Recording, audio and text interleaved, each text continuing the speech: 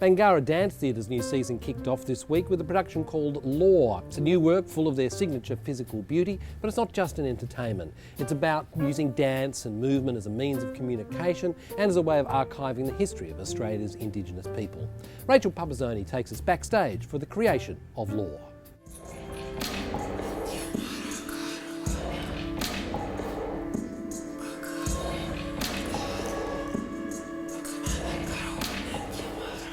This is the way that we communicate, it's the way in which we record and document our history. This is ceremonial when the dancers are on stage. Bangarra's latest offering takes audiences inside Australia's Indigenous culture, from the shade of the grand she-oak tree to the convenience stores of the Torres Strait Islands. And the dancers are putting the final touches on the show inside Australia's most iconic performance house. Choreographer Francis Ring's seventh piece for the company, She-Oak, shows audiences the significance of the grand tree.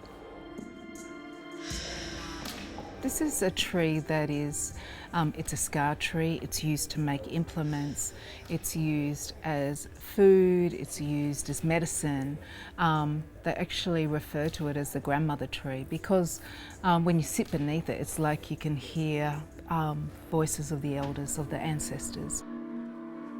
The new piece is a collaborative work created with the company's designer and its 16 dancers. She-Oak really reflects the stories of Bangarra. For 25 years we've told other people's stories. I wanted this to be a place where we told our stories and about our communities. Even though we live in an urban environment, it doesn't mean that we're out of touch with what goes on in our own communities, and we really wanted to bring that to the stage and share that.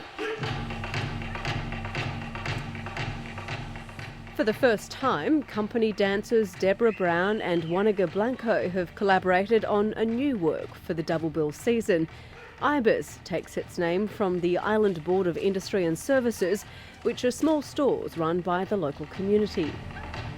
It really is about community. It's really about getting the islanders to run the stores and themselves. There's quite a number of them that are scattered and dispersed across the Torres Strait Islands. Before the choreographers started creating the steps, they travelled to the Torres Strait to hear stories of their people firsthand. It's just as much of a learning experience for us, being in the company, learning about our culture and having the opportunity to go back to our island, our family originated from. So it was really special to just go back and sit down with our family and just like this and just chill and sit by the ocean, hear stories. Those stories form the basis of the new work, which explores the role of the small shops and the modern-day hunters and gatherers. We sort of naturally just started doing what we felt was right. And Deborah's worked with the ladies on a ladies' piece, and I've worked with the men on a men's piece. And then from there, we pretty much collaborated on everything else together. I like to think that people walk away, they have a bit of insight into Indigenous culture. They see the value in it and they recognise that this is part of Australia's identity. Bangarra's Law will be touring Australia until September the 5th.